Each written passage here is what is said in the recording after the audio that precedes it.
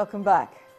The media in Nigeria has been urged to reclaim its traditional role of agenda setting for political leaders, as well as helping to communicate right values and culture. These were the submissions of a panel of media executives at the 19th CVL Leader Without Title Colloquium in honor of Mr. Shingle Wigwe and Mr. Vincent Maduka. Both honorees were both former Directors General of the Nigerian Television Authority.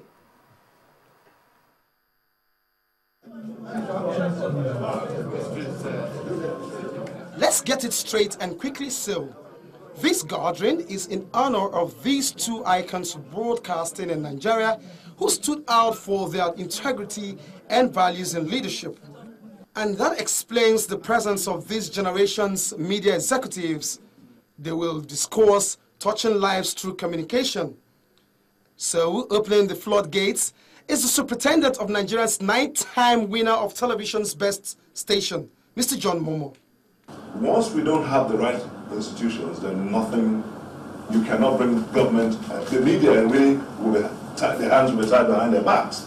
The TV college in Jos is a shadow of itself today. Federal Radio Corporation of Nigeria's training school, it's also a shadow of itself. So the question mark is, what is Charles going to do? I think we will try and take the bull by the horns and try and see how we can play our own part. Part of our problem is that the media itself is not together. There are too many diverging interests. They do not see themselves focused or dedicated to one proposition. Media of all forms is responsible for shaping society, agenda setting for government. People who are doing the interviews don't know the facts. They are not prepared. The man cannot tell the difference between a large economy and a GDP or per capita income. The solutions are somewhere. Is to have the intellect, the investigative mind, and the creativity to say, look, how do we solve this problem in Nigeria? But you have to define the problem. Contentment, professionalism, passion are very critical blocks for value-driven media, as agreed by these speakers, and very well so, considering the current political dispensation. At least professionalism is very high in channels, and this I deeply appreciate. In some media houses today, even though they don't pay salaries, but the owners are fabulously rich. So these are the values that we have to question. One of the policies of Channels TV is that anybody who's been convicted and has not been cleared doesn't come on channels. If it does, it's pulled. If by any reason there's a mistake and it gets on air, the person who allowed that image to go on air is queried. If we want elections to count, your votes to count, we must do something about it. The media. That's a lot of responsibility that is placed upon us. What we need in this stage of our development are shepherd leaders. We don't have enough of them, and that's why the other leg is challenged. Citizenship role is very critical, but sometimes lack of knowledge makes citizenship weak. So leaders have to play a double role there by being even more sacrificial. The high point of the evening was the cake cutting for these two former directors of Nigeria Television Authority.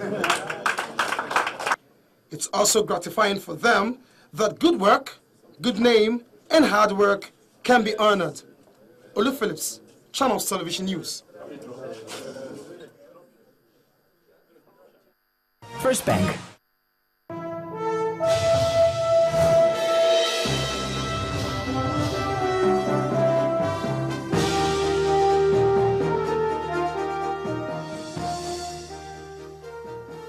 Hello, good evening. Welcome to Business News. I am Adeshewa Josh. The two leading governorship aspirants in Lagos State have revealed their plans for the state's economy if elected into office. At the third edition of the Lagos Chamber of Commerce and Industries Private Sector Interactive Forum in Lagos, Mr. Akinwumi Ambode of the APC pledged continuity and improvement on the current administration's success, while Mr. Jimmy Agbaje of the PDP highlighted key issues in the state's economy.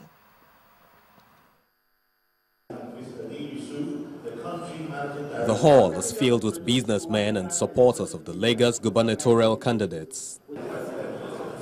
And their arrival kickstarts the forum, a brainchild of the Lagos Chamber of Commerce and Industry. The chamber organizes a debate between two leading aspirants in the state, mainly to understand their intentions for the organized private sector. This exercise is very crucial because the quality of political governance has profound implications for the quality of investment in the environment. It's time for the governorship candidates of the APC and PDP to debate on their plans for the Lagos economy. They field 13 private sector-related questions, each in 3 minutes from panelists. It's an integrated transport management system that we intend to run. It's a combination of roads, rail, walkways, air, and even tram system. Government builds the roads and allows the private sector to run transportation. Government will build the rail line and allow the private people to carry the passengers. What message is this sending to investors?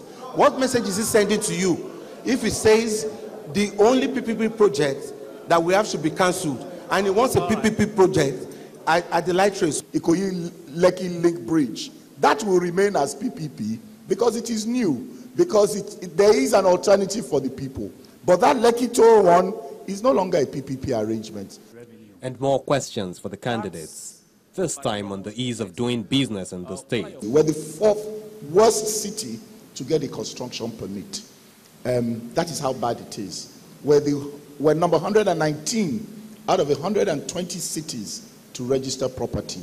And so what we're saying is that it is time to reduce the bureaucracy. If you are paying your pay as you earn, and then the federal government is also asking you to pay corporate tax, what we intend to do is that we will allow stakeholders to come together and we harmonize taxes. Thank you, sir. Thank you, sir. For the chamber, hosting the 3rd edition of the forum is expository. To me, it's fruitful because at the end of the day, we are in position to assess the two candidates. Both candidates seem to agree that there is an economic structure on which they can build their administrative plans. Temple Ashaju, Channels Television News. Well, the Managing Director of the Bank of Industry, Mr. Rashid Olalua, has announced plans to help showcase the business potential of Nigerian entrepreneurs through electronic commerce.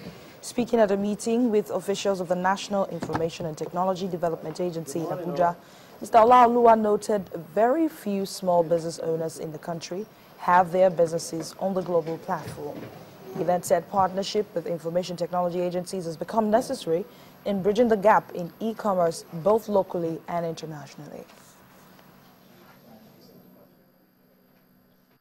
10 years ago, there was nothing like e-commerce in Nigeria. Today, we have very vibrant, active e-commerce businesses. I mean, we all know about Konga, we all know about Jumia and all that.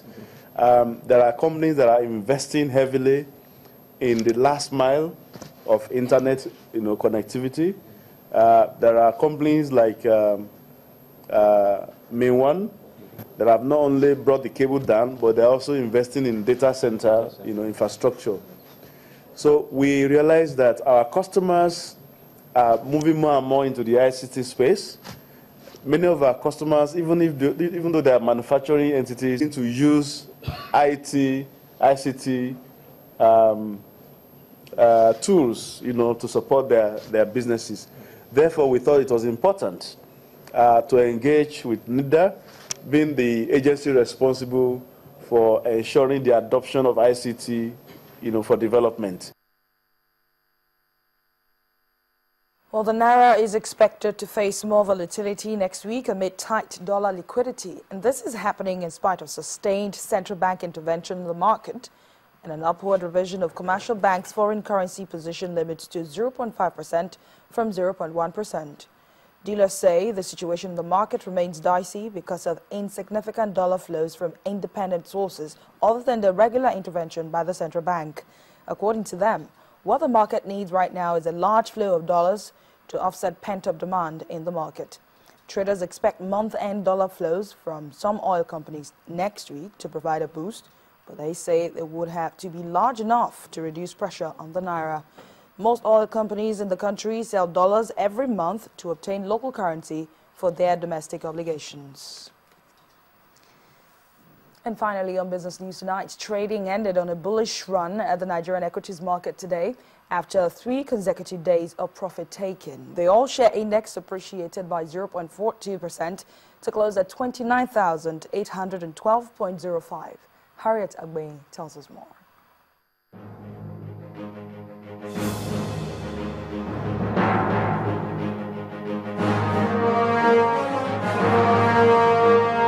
Hello and welcome to the Stock Market Report.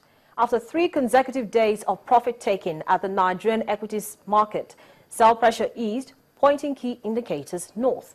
The all-share index appreciated by 0.42% to close at 29,812.05 with a market capitalization of 9.93 trillion naira. Market breadth was positive as 29 stocks appreciated while 21 declined. Guinness Nigeria added 2 naira 97 kobo to lead flour mills, Presco and other price gainers for today. The top 3 laggards for the day were Forte Oil, Nigerian Breweries and WAPCO. Owando, Access Bank and Diamond Bank were the most active to boost market turnover. Total volume of shares came in higher as investors exchanged 741.57 million shares in 4,082 deals valued at 12.62 billion naira. Well, those are the day's trading figures. I'm Harriet Agbe.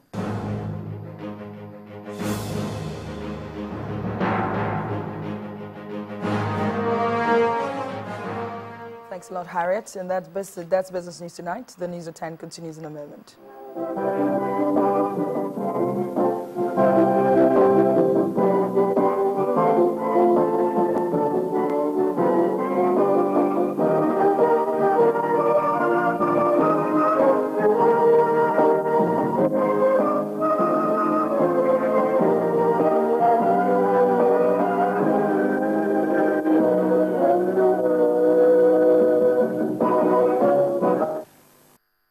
First Bank. Still ahead on the News at 10, African Woman Footballer of the Year, Asisat Oshoala, completes deal to join English League champions Liverpool Ladies. That's on Sports News. Please stay with us.